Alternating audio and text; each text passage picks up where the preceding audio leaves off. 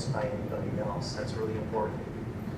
One of the things I thought was a really good advantage of the digital submissions is being able to go back and review the individual category.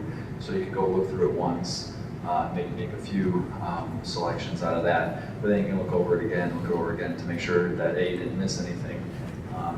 B, when so much of the work ends up, after a certain period of time, there starts to be some similarities, so you want to make sure you're choosing the best ones, and so it's nice to kind of be able to go back and say, oh yeah, what was that piece back there?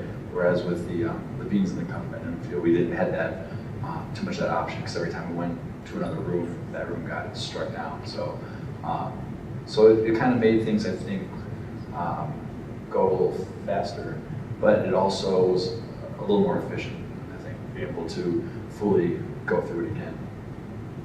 Yeah, I really enjoyed both processes. I felt like, I love the tradition of the beans and the paper clips, and I really enjoyed getting to be a part of that. And at the same time, working with all the online entries, you just sort of like settled in, you just kind of like scroll, click, and you kind of like were able to clip along at a pretty good rate. Although I thought that it would be like, I would just be like, yes, no, that would be a lot faster. And I think I was actually the last person done. It just took me so long to get through everything. It was just so much material, so much to really try and process, and I really wanted to make sure that I gave every last thing. I'm sure we all did. Just give it the attention you deserve, and it just taken me forever. Slow, I guess. It took a little bit longer with the prints because they kept having to stop and put them back. I kept trying to steal off.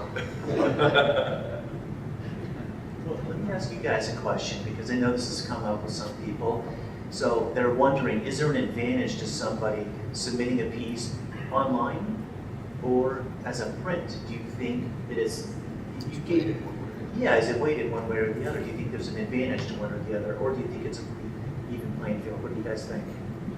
From my perspective, I didn't see that there was an advantage in terms of the way we voted, but it was easier to handle the digital files. And in some ways, some of the digital images, because of being back on a screen, you can zoom in and out of the image. You can really get into the image. And in some ways, it's quite easy, But as that being said, when we walked through the prints, print rooms, I didn't notice the lack of that when we were doing that. You know what I mean? And so I didn't really see that it affected any of the judging aspect of it. It was just how easy it was to manage. Yeah. And I also feel too, these are all professionals. These are people who are on the top of their game. They're not going to be fooled by some fancy backlights or anything like that. It's either good or it's not. So, disco lights come on, it's not going to change their opinion about it. I never got over my life-right fascination.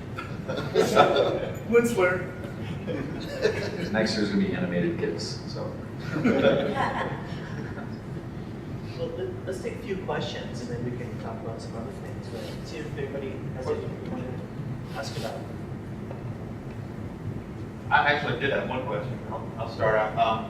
I was just curious, like looking over the years, obviously the submissions have gotten, the numbers got greater and greater.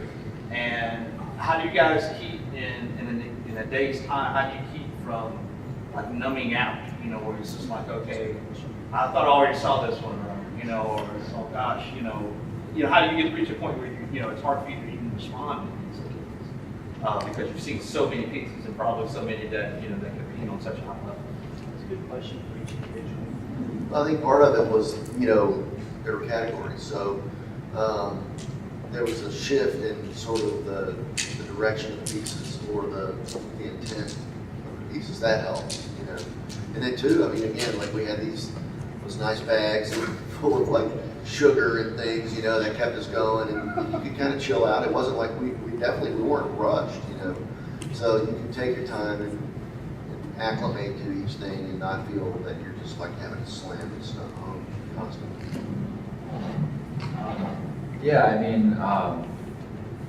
Of course, as you're going through the process, it is a long day, but having, like you said, the little get back of all the goodies and just the excitement of seeing the next piece and the next piece and the next piece. I think that was, like you said, you just want to see more. So it's not so much about getting like zoned out and just, you know, not being able to fully see everything.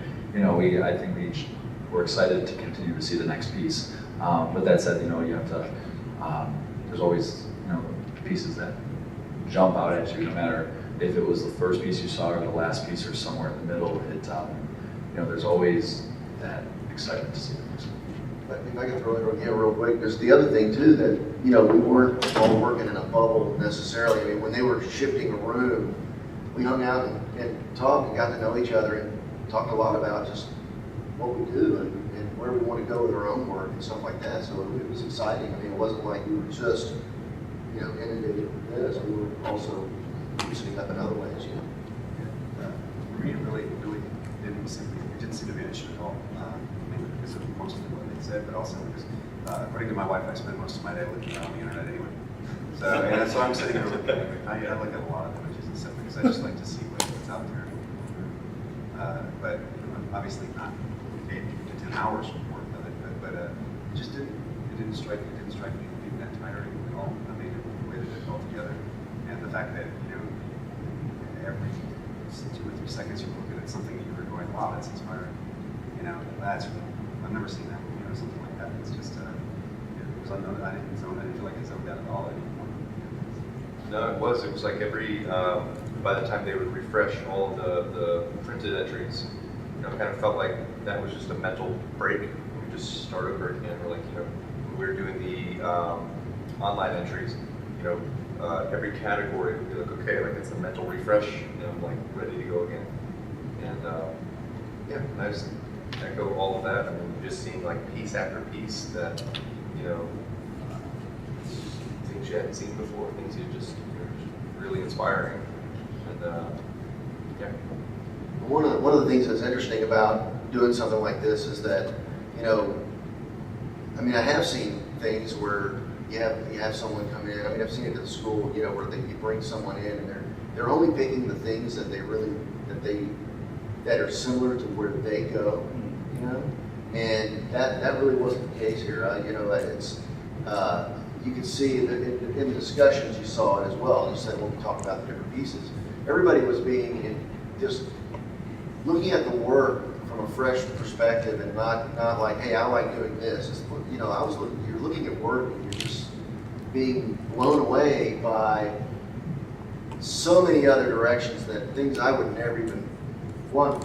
Yeah, a lot of things I wouldn't care to do, but that doesn't make them not valid or not interesting or powerful works of art, you know. And it was like this loosening up of just like, man, you know, accepting all of it and just loving it, and then finding common ground on, well, what makes good picture making, what's good narrative and storytelling and technique and this and that. You know, it's not necessarily just what we do. And I mean, there were so many different approaches and techniques that you could see throughout all the pieces. And, you know, I thought that was one of the really cool things, to be able to see all that. Like you said, you're not picking stuff that is things that you just like or things that just fall under your category. You're seeing things that just blow you away with the storytelling and the technique. And it was just incredible to see piece after piece of mind-blowing work. You know, like I said, the hard part, really the only hard part, was, you know, narrowing it down. You know, Embracing the diversity. Yeah, because there'd be things that, like, you know, I'd see and I would just think like, this isn't my cup of tea. It's just not, you know, my thing that I'm really into. And I would still just feel like, but it's good, even though it's not my thing. You know, I'm not, you know, I wouldn't do that. Yeah, there's no denying that this should get my meaning. I should put a vote down. Yeah, that was an experience that I kind of thought going into it. Like, you know, I know what I like and I know what the sort of work I want to see, but then to just see the most incredible range of work, I just think that, you know, really, like John and I were talking beforehand when we were hanging out that day before we picked everybody up at the airport. Just kind of what Spectrum is, and that it's the best of what's happened in the last year. It's not necessarily one person's vision. It's not necessarily, you know, what me as an individual artist, like what I, you know, like the most. It's bigger than that, and so, you know, that really made me kind of rethink my approach going into it. Just what it was that I wanted to try and promote, and what I wanted to try and, you know, cast my vote support. It's interesting, you know, going back to like talking about, like say, the Society of Illustrators. And what's interesting about the Society of Illustrators is that you can see the wax and wane of what's popular and what's not, you know, through the thread of illustration, all the different you know, categories of illustration. But so much of it lately seems to have gone towards this sort of outsider art, and Spectrum is like this last bastion of like, not that there's tons of digital work, but very, but still this sort of attention to craft and a traditional mindset in the sense of craft and narrative, you know, old world values of picture making and stuff. And so it's really, and I thought that was actually interesting too in our process, that there were a lot of things that were submitted that really were not fantasy or science fiction oriented, but just good art, you know, and that's enough to carry it as well, you know, and that was really refreshing, you know. And one of the things that it was really interesting too is because we all do come from different backgrounds of art, different professions, different styles, mediums. But I think that was the fun part of when it came time to do the judging and everything. And when we were trying to select the nominees and the award winners, is to hear everybody's approach and perspective on why this piece or why that piece. And I think one of the coolest things was, you know, kind of at the end of the day, it didn't matter. I mean, it did, but whichever one of the five ended up getting gold, it's like we were all happy. It wasn't like, oh darn, that one, yeah, we should have been. No, it had nothing to do with that. It was almost like, you know, we were trying to get each other to, you know, understand the different values of each one. But at the same time, you know, I think we knew those values, and it wasn't so much of a contest as far as that goes. It was just, you know, I think we all left kind of happy with each selection. Just from an observer, I was the only one there when they were picking the awards or the nominations, and they were very respectful of one another, and just like they were open-minded when it came to picking pieces for the book. With each other, they were really respectful and took the time to hear each other and why they would want them to be in as a nominated book. And it flowed very well and went really quickly, that part of it. And they're pretty energetic and high-spirited throughout it. It went really smoothly, yeah, really well. Yeah, I was expecting that the, you know, I mean, because throughout the day, you're dropping paper clips, or when we were doing the online entries, you know, you're giving it 5 stars to kind of like pre-nominate it, I guess you might say. And I knew there was so much we were going to have to go through, and I kind of thought, oh boy, like this is going to be a lot to work through to try and narrow down. But it honestly did. It, like once we kind of got everything from each category, we looked at it as a whole. The ones that, you know, we kind of gravitated towards all really seemed to go really smoothly.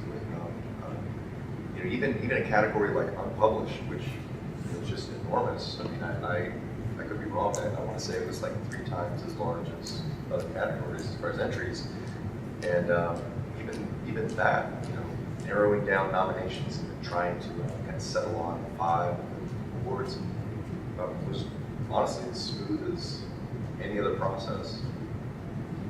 Just so people know regarding what gets into the book, if a piece of work gets 3 or more votes, it's automatically in the book. There's no limits. So the book, if they pick 300 pieces of art, all 300 go in. If they pick 600, 600 go in. So no one is ever bumped out because they have too many. This year we had a few people who got a good number of pieces in. And, you know, that's a question that we'll ask the community to say, should we have limits on how many pieces of work should go in? I don't know what the answer is, but be interested to hear from all of you. You can write me or call me, and we'll figure it out together. And then regarding the numbing question too, it really paced the day. I was very cognizant of their energy levels and breaking it up to break up the monotony. Which I don't think it was honest to you guys.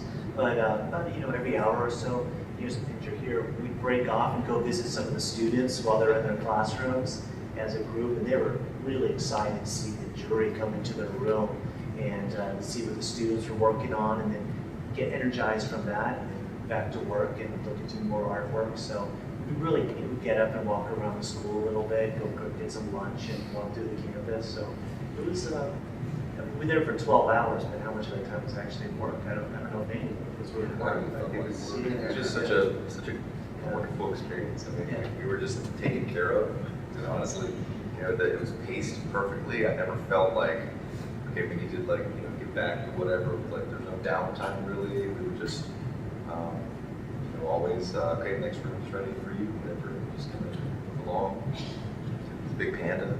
Yeah, the Kung Fu Panda. So this art department is very well regarded. That where we were, Bunny Carter, who's on the advisory board, she has connections. She worked with Lucas directly for 15 years, and she has quite a number of connections. And so they'll come to the school and pick off a lot of the artists there to go and work for them. Very important. But then let's get another question. Is there anything you wanted to put inside the book, or let me rephrase that? Is there anything in particular in any of the categories that each of you saw that you would like to possibly see more of, or a different type of influence, different type of stylization in regards to the artwork? Or?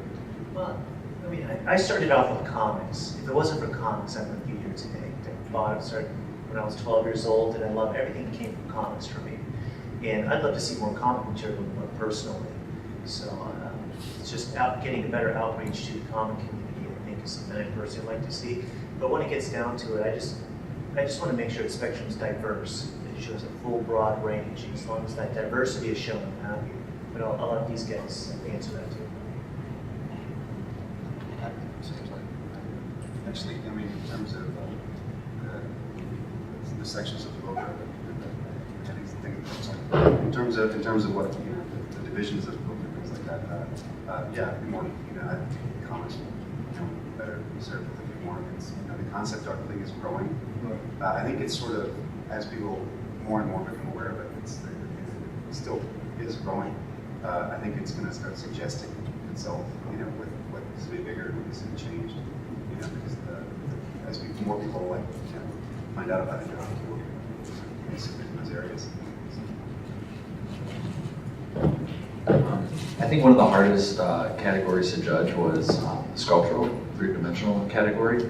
And being that that's where my background lies, I think that one's the hardest one because you had so many different types of work that, you know, that might be something that as more sculptural work gets submitted to possibly even like branch out and have categories of that, just like there's multiple categories of illustration.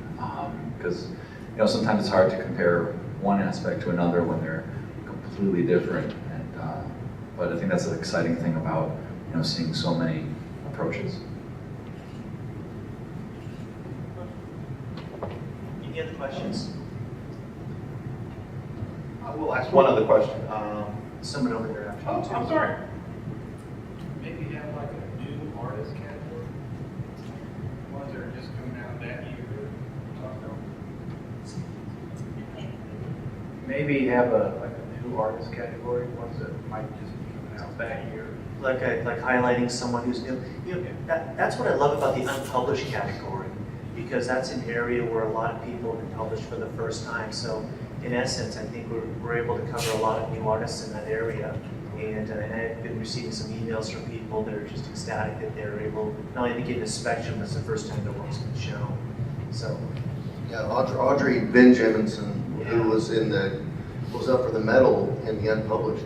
She's a student currently at Ringling. She's a junior, and that was great to see her in there. You know, and I think Eli Mania, who graduated just recently, his work was up, but kind of got wintered out of the 5. But and I'm sure there's lots more. That's just the people I know. You know, so that. It's exactly that. That's the unpublished category. You know, I told students, I said, you know, you guys should be submitting to this because why not? You have as good a chance as anybody else if the work that's just about good work. You know? And I think that's what it shows is that, you know, even if they are a new artist or for the first time submitting, I think that shows that their chances are just as good as anybody who've been, you know, in it many times before, or even have won awards before, because, you know, again, when you're looking at all the art, the artists' names are, the pieces become faceless except for what it is, and to be able to judge that and to have an opportunity to have a student right there nominated with, you know, other amazing artists, I think the whole thing is an opportunity for new artists. Yeah, it feels like it's an even playing field. You say it's faceless. You may recognize some work, but like there are people that I had never seen their work before, and I didn't know who they were. I just knew that it was a piece I really liked. So yeah, it was, I'd say, even playing field. Yeah, that was a good question. Yeah. Do you have something else? Well, I was just going to ask, directed at you, John, since you took over the Spectrum, and how proud are you that this 20 represents, or this new volume represents, there's a lot of new faces, there's a lot of new names, there's a lot of new styles, you know, younger people. There's a lot of freshness to this particular volume. And I noticed that online there was a little bit of a pushback from some of the folks who are maybe a little used to getting into Spectrum every year and saying, wow, this is the first time I haven't gotten in a long, long time. And I'm just wondering, A, how proud are you to see these new faces and these new names? And have you had a chance to address any of the pushback, if you've even seen it yourself? No, I haven't seen it. I hadn't. That was the first time I heard about it when you asked me about this the other day. And my role as the director of Spectrum is, one, to make sure that I select a jury, as I mentioned when I opened up, about having the diversity and the openness of who they are, and also to have that freedom to choose a wide spectrum of things. And I'm really happy to hear about all these young people that are getting in, and how fresh it's looking, and that type of feedback. As for people who have maybe not been too pleased about not getting in after I've been in so many times, it's really, I really can't say anything about that. All I can say is it's a fair process. They submitted their work, we give it, as Anthony was just saying, it's an even playing field, and everything gets considered. So, The ones yeah, entitled to be. yeah, no one's entitled to be a book, is a good way of saying it. Yeah. So that's one of the things that I love about it. So if you're an art student who has never had anything published before and you submit, and you're one of the biggest names in the industry, you're going to have that equal time from all of the jury, and the work will have to stand on its own to get in. So I really can't comment on people being unhappy about not getting in. So all I can say, it's a fair process. I mean, it's interesting because, you know, I've heard a little bit, I got a few calls myself, but, you know, the only response I can say is, you know, I'm just one bean, you know? So. They don't know how the other people vote. You know? I'm really curious to see the book, because I know what I voted for, but to see what the book's actually going to look like, none of us have any idea. John has a better The idea. impression was that a lot of people think that we actually do, and the book is going to be good warriors. But you know, we've heard before, it's 1/5 of a vote, essentially, as to it's in the book. And you know, I voted for a lot of things, but I have no idea what got in. I know some people that I voted for got in because I recognize it. It's impossible not to recognize some people's artwork, even if it's not entitled, even if they are. So I figured that I knew some of the pieces, but yeah, I have no idea what we got in even now. We other than the report numbers. And I even forgot some of those. Kind of came in late, I'm sorry about that. Came in late, sorry about that. But I'm just kind of curious about how many submissions did make it in? How many are we talking about? I know the books are pretty thick, which is great. It's less than 10%. Less than 10% of the submissions got in the book this time. Yeah, okay. So, and how many submissions did you guys have? Sharon? Yeah, there's just over 5,000. Oh, There's okay. about 500 pieces got in the book, which is a big number. These guys drop beans. Yeah. So, I actually so had, it was a big number that got in this year. I actually had hidden small bags of the same beans.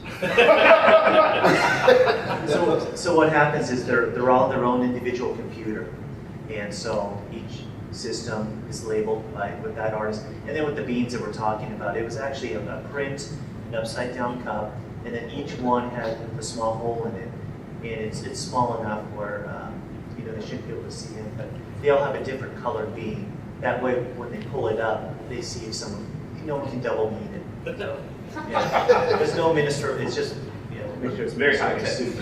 Yeah. And I know you can't see how many beans have been in No, there, so you can't. there's really nothing weighing. None of the other judges can possibly sway or weigh on your decision, except for when we talk about the nominees. That's it. But so yeah.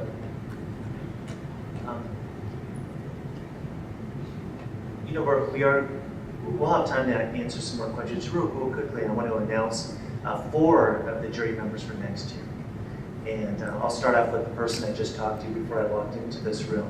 I'm really excited about this, but Virginie Ropars. And it turns out that she'll be at a convention in Seattle the weekend before. She lives in France, so we've been talking about, well, how do we get you up from France? And it turns out she's going to be in Seattle. So it's just going to work out perfect. She'll be in the area at that time, so we've got her, and I'm really, really excited about that. Second person is Greg Ruth, who's just someone I admire. I've never met Greg before, but I shot him an email, and actually through Alan Spiegel, he put me in touch with him and inquired with him. I think he's amazing. And next up is Amy Stegg, I think she's going to be, she's so young for what she's doing, but I think she's got a huge future, and the quality of work that she does is amazing. And the perfect package with her is Justin Gerard, which makes a lot of sense.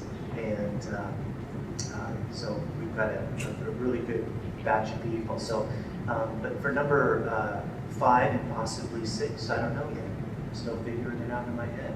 So, yeah, and I've got a few good ideas about who to use for or who to request to do the call for entries poster, but I haven't talked to anyone about that yet. So.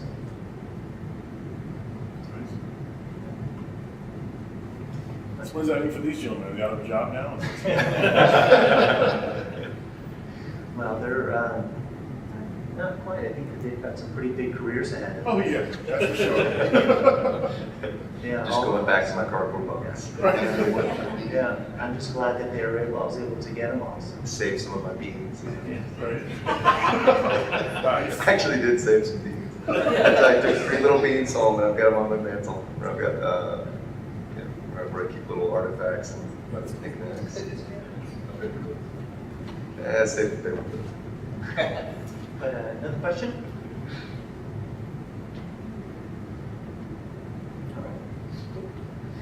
You know what I did is I had some extra call for entries posters from this year. I brought them. If you want to come up here and grab one and get them signed by all the jury members who want me to do that, and that's a fun little thing to do if you like.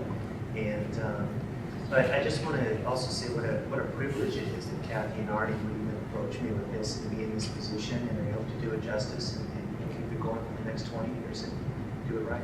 Yeah, awesome. Thanks, John, for, again, for improvements.